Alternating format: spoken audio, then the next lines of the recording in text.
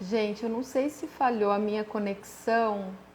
Eu sei que eu perdi todo mundo que estava aqui e eu acabei reiniciando. Eu acho que deu algum pane aqui na minha conexão, então eu vou retomar. Mas bem resumidamente o que eu disse anteriormente, porque eu já tinha começado a falar com vocês, né? Então, para quem estava aqui antes, não ficar tão repetitivo. Obrigada a todos que estão entrando e eu espero que o tema seja bastante relevante para vocês. Quem se desconecta da vida, em algum nível, caminha para a morte. E existem sintomas, comportamentos e posturas na vida que demonstram essa desconexão. Falta de objetivos de vida, paralisia, a vida não acontece, né? Nada dá certo, você começa alguma coisa, mas ela não anda, não vai, então está sempre patinando, não consegue realizar nada. Pessoas que adoecem com muita frequência ou começam a desenvolver doenças crônicas. Pela psicossomática, a gente vai observar que a doença revela traumas da nossa criança interna, então também nos puxa para o passado, além de nos colocar numa situação, quando adultos, né, de que precisa de um cuidador, então a gente volta para uma situação mais infantilizada. Obrigação de cumprir projetos parentais, ou seja, os pais determinam o projeto de vida dos filhos. Então, quem olha para os objetivos de vida são os pais, não são os filhos que são obrigados a cumprir, eles desejam outra coisa e muitas vezes, para escapar dessa obrigação, acabam se desconectando ou buscando outras formas, outras fantasias ou até mesmo vícios para conseguir sobreviver a isso, ou são infelizes, né? Tem uma descompensação em outras áreas. Os próprios vícios, dependência de remédio, de álcool, de drogas, sem dúvida nenhuma, e em especial as drogas e o álcool, quem busca amparo ou suporte nesses vícios caminha em direção à morte, precisa de um escape da realidade, e quem precisa escapar da realidade não é adulto, é criança, né? A vida é feita para adultos e os adultos sabem lidar com a realidade, adultos saudáveis, né? Quem precisa escapar, viver na fantasia, seja pelo uso desses recursos ou mesmo para aqueles que desenvolvem uma mente fantasiosa que chega a ser infantil, né, para não lidar com o mundo como ele também não está conectado com a vida. Está conectado com uma ideia que lhe convém para conseguir sobreviver. E quando a gente toma decisões e quando a gente se posiciona em cima de fantasias, a gente vai para qualquer lugar menos para a vida e menos para o futuro. E o próprio aprisionamento aos traumas do passado, né? Principalmente para quem teve uma infância dolorosa, vem de famílias com muitos emaranhados, com muitos problemas, tem dificuldade de se conectar com a vida, né? Os padrões, os referenciais são muito doentios, são muito carregados. Então, sejam pais com vícios, né, alcoólatras ou viciados em drogas, pessoas que vivenciaram traumas como assassinatos, abortos, suicídios, com grandes perdas trágicas na família, carregam uma certa dor, uma melancolia, ou sofreram violência, abuso. Quem passa por essas grandes dificuldades também sente essa desconexão, né? Fica fiel a esses emaranhados da família e tem dificuldade de ir adiante de uma forma saudável e mais feliz. E como que é a caminhada saudável para a vida? Essa caminhada ela é muito simples e eu vou contar para vocês o ideal. Então, os pais se amam, né? Dois adultos, eu vou falar aqui de casal hétero, né? Por ser o mais natural, não necessariamente precisaria ser, mas para a gente falar sobre a vida, sobre a natureza, eu vou considerar os pais é um homem e uma mulher. Então os pais se amam profundamente, têm por si mesmos um amor já em excesso, se unem por excesso desse amor. E quando em união, eles têm objetivos de vida e do excesso desse amor, eles têm um filho. E quando eles têm um filho, esse filho não é deles, está sob a responsabilidade deles. E do casal que está ali fortalecido, nascem as funções materna e paterna. Pai e mãe são funções temporárias, que precisam existir enquanto os filhos são pequenos, enquanto eles são dependentes. Depois que eles se tornam adultos, eles internalizam essas funções. Nesse processo em que os pais têm os seus filhos e vão educá-los para a vida, eles vão transmitir aquele conhecimento dos seus ancestrais, porque toda a sabedoria do seu sistema familiar, tudo aquilo que as gerações anteriores viveram de melhor, e às vezes alguns emaranhados, chegam para nós através dos pais. Então, quanto mais saudável a família, mais o amor saudável é passado adiante. E assim os bons referenciais. Então, basicamente, a mãe, a função materna, vai trazer para o filho o entendimento do mundo interno, então o autocuidado, o autoamor, o zelo, a segurança, e o pai vai estimular a aventura, a conquista do mundo lá fora. Então, quando a gente vai se tornando adulto e começa a se distanciar da família de origem, a gente internaliza esse amor dos pais, porque a gente já tem em excesso idade e maturidade suficiente para cuidar da gente mesmo. Então, a função paterna e a função materna internalizadas fazem com que a gente tenha gosto e prazer de ir para a vida. Porque isso é o natural. A gente olhou os nossos pais saudáveis fazendo isso e toma esse referencial como modelo. Então, eu me aventuro em segurança. Eu não me arrebento na vida porque eu não sei ter autocuidado. E também não fico preso no medo, com medo do novo ou da aventura. Eu vou em frente com zelo, sabendo ponderar e equilibrar. E quando eu faço esse movimento, repetindo aquilo que os pais nos trouxeram, eu tenho os meus próprios objetivos de vida, eu tenho amor por mim mesmo e amor saudável para compartilhar e passar o amor da família adiante, autonomia financeira para ser autossustentável e independente e criar minha própria família e levar adiante os meus projetos de vida. Então essa conexão ela é muito gostosa. E aí a vida está aqui adiante e esses outros objetivos vão fazendo parte dela. Esse é o caminho saudável, simples e reto. E aí tem uma frase do Tolstói que ele diz que as famílias felizes são todas iguais, mas as doentes são, cada uma é doente à sua maneira. Né? No Ana Karenina ele faz essa citação. Porque a gente vai ver aonde que o problema começa. O problema começa quando a gente, ao invés de tomar a vida, de se conectar com ela, a gente começa a se conectar com coisas ou com elementos, com representantes. A gente toma a parte pelo todo. Então, por exemplo, se os pais passam para a gente os referenciais e não são os verbais, são principalmente os comportamentos, aquilo que não é dito, mas é percebido na família. Exemplo, em geral, os pais dizem que trabalhar é importante, trabalhar é muito bom, porque cada um tem que ter a sua autonomia, a sua independência financeira, que o mundo adulto é assim.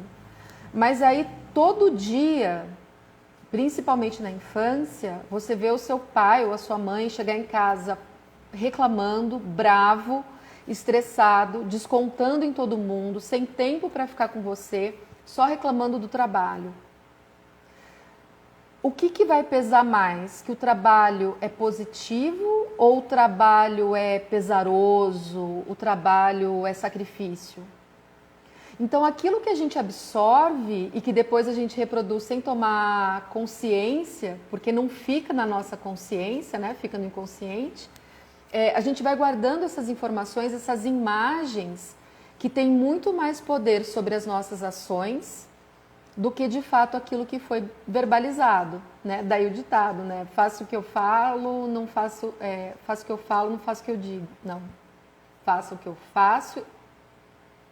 Ai, gente, me perdi. É aquilo de falar uma coisa e fazer outra. Basicamente isso. Eu não me dou muito bem com jargões, não sei nem porque que eu tentei usar. Mas a ideia é essa. Então, assim, os pais falam muitas coisas, mas os comportamentos que eles adotam não são sempre coerentes. E essa incoerência é absorvida, especialmente na fase da infância até 5, cerca de 7 anos de idade.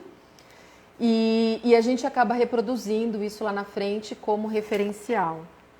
Então, se os referenciais são saudáveis, a gente sente prazer. Quando não são, existem os caminhos paralelos, né? As diversas direções que nunca são aquelas que ficam em frente. O Bert Hellinger tem uma frase muito bonita, assim, que eu gosto demais, e aliás hoje é aniversário de morte dele, se eu não me engano. Ele diz assim: a mãe é a vida, o pai é o mundo. Então, quando a função materna é feita de maneira adequada, eu preservo a vida, que é o instinto natural da autopreservação, e o pai é o mundo, porque eu vou lá fora me aventurar e conquistar. E aí a gente poderia dizer preservar a espécie, construir a sua própria família, mas também fazer as suas conquistas no mundo. Quando existe essa autorização, então o filho segue adiante. Bons pais tornam-se desnecessários. Bons pais não ficam perto dos filhos e nem exige deles essa permanência perto. Eles se tornam desnecessários porque fazem o seu trabalho adequadamente, que é transmitir a função materna e a função paterna para que o filho siga adiante com liberdade, com autonomia e com gosto pela vida. Agora, onde ocorrem esses problemas, né? Por exemplo, se ao invés do excesso do amor dos pais, os filhos são gerados para preencher necessidades emocionais, para segurar casamento, para a realização de um projeto pessoal. Ai, o meu desejo sempre foi ser mãe, não importa como.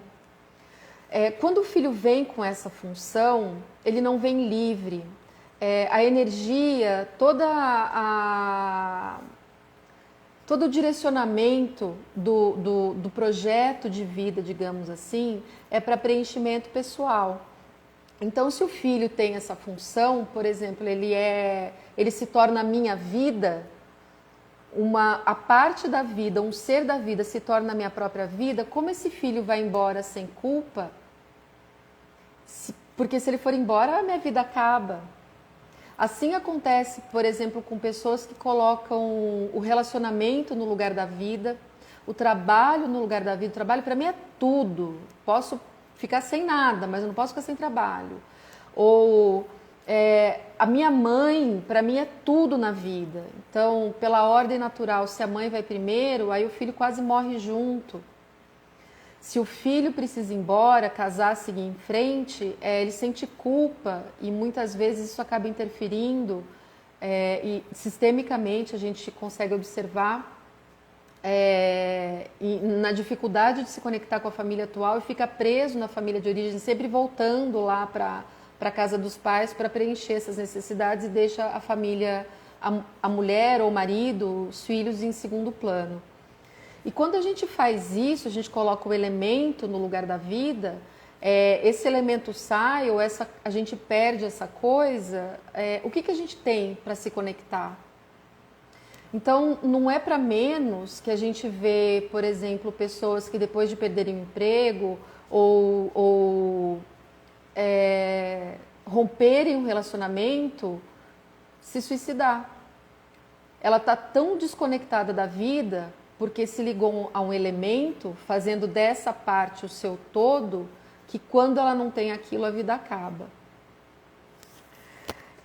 Outras formas que não necessariamente que a gente acaba fazendo essa caminhada são aquelas famílias cheias de problemas, né, como eu disse para vocês, em que pode não ser a história dos seus pais, mas talvez dos avós e dos bisavós, para quem tem ascendência afro, para quem veio de famílias de imigrantes italianos, de índios, de indígenas, são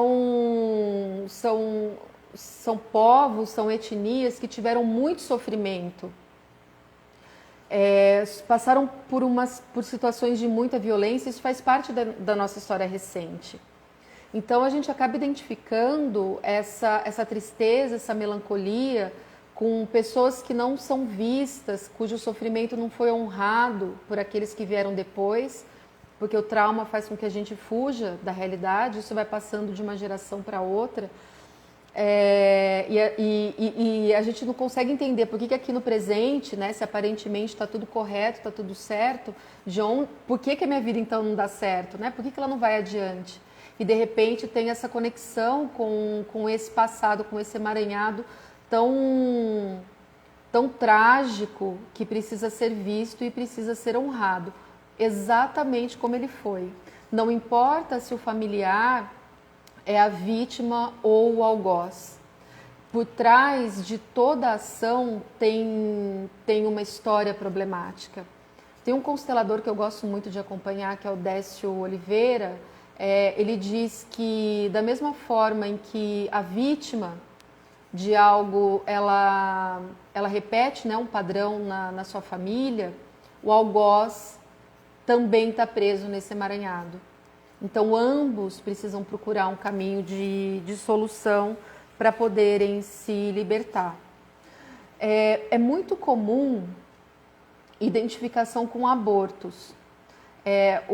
A exclusão de um membro não nascido na família, essa exclusão, ela fere uma das ordens, que é a ordem do pertencimento e da hierarquia.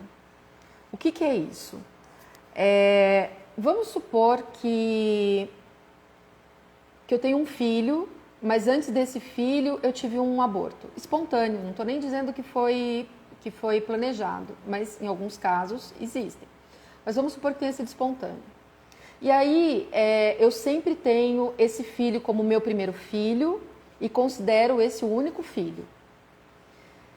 E aí a gente vai observar, muitas vezes, que esse filho, ele pode ter uma apatia, sentir culpa de se realizar, não realiza. Tudo que ele começa a fazer não dá certo, como se abortasse. Ou a vida financeira, ou relacionamento. Quando a gente coloca esse filho vivo como o primeiro, ele ocupa um lugar que não é dele, porque o primeiro é o outro não nascido. Então a gente precisa sempre honrar, mesmo que surjam esses abortos, a gente é pai, mãe, irmão, contando esses não nascidos. E em honra ao sacrifício deles, a gente faz algo melhor na vida. E quando isso é visto no sistema, aquele que estava identificado se liberta desse peso, porque ele ocupa o lugar dele de segundo filho. O primeiro é daquele que cumpriu a sua missão, que cumpriu o seu tempo naquele período que lhe coube. Então, conexão, famílias que têm aborto, ou mulheres que abortaram, homens que tiveram outros relacionamentos que ocorreram aborto, precisam ficar atentos em relação aos membros mais novos, porque eles tendem a carregar essa energia, essa baixa energia, essa energia de morte consigo. E esses traumas não tratados, né, que sempre vão assombrar.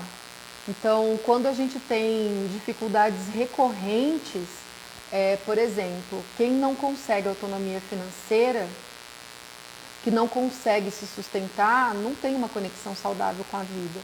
Porque o que é o dinheiro? O dinheiro é conexão com a vida.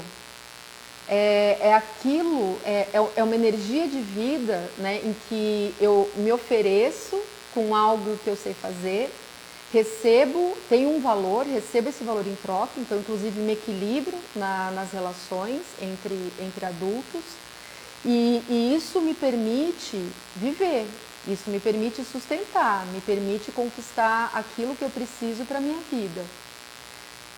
Quando não se consegue ter bons relacionamentos saudáveis, relacionamentos afetivos íntimos, né? Criar vínculo, porque isso é natural na vida. Né? Um adulto saudável consegue criar vínculo e consegue ter o seu trabalho e a sua autonomia.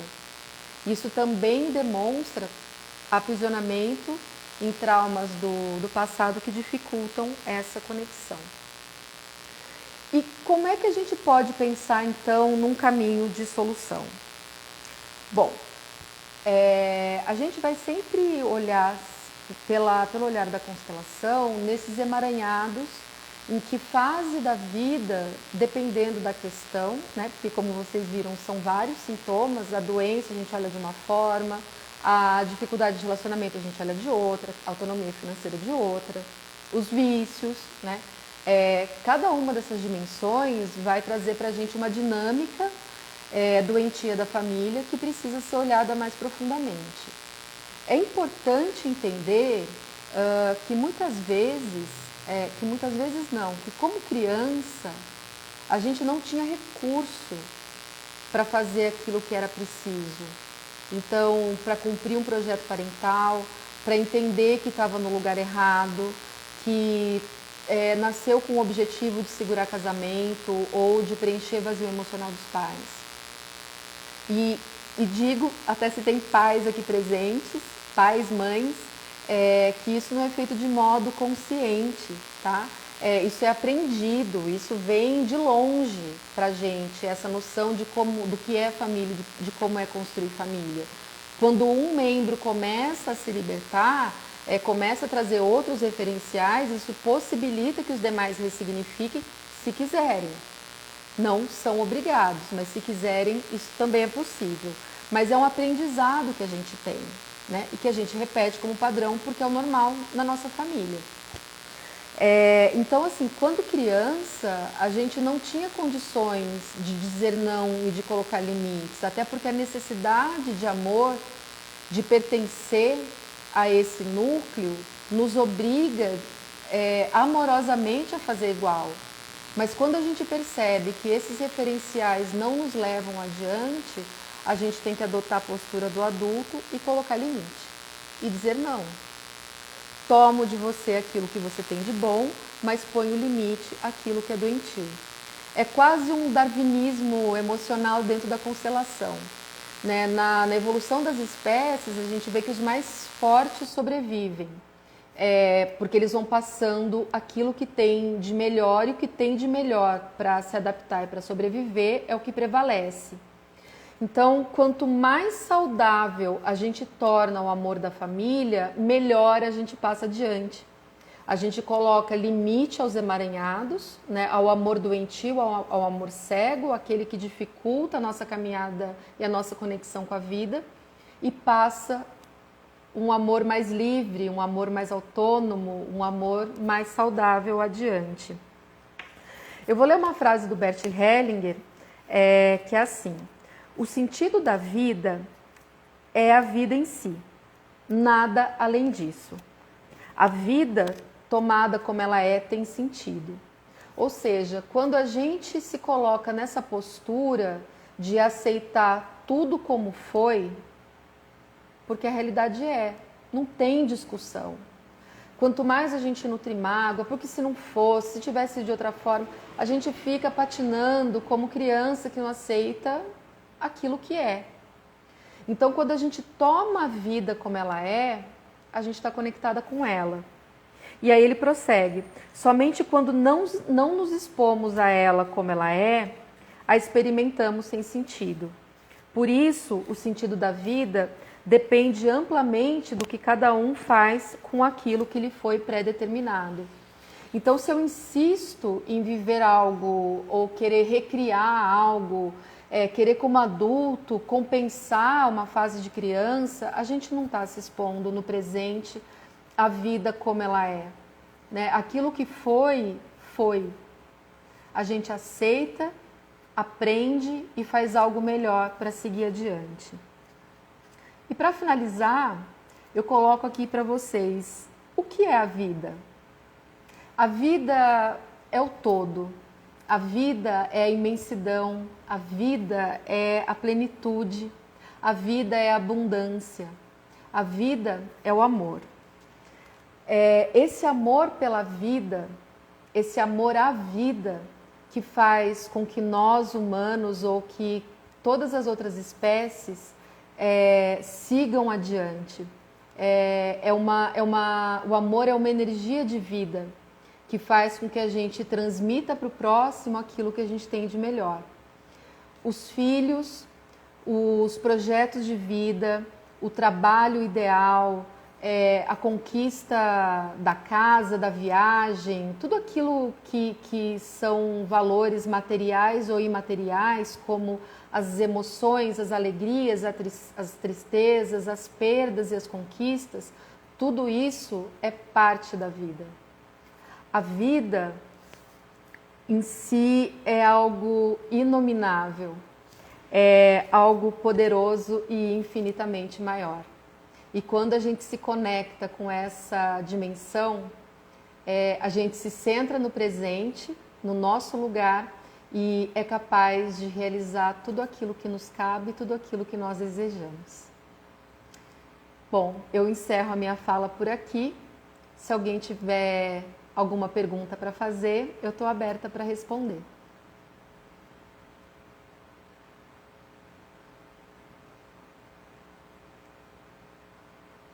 Bom, se ninguém então tem dúvidas ou quiserem mandar depois, eu vou deixar essa live salva no perfil.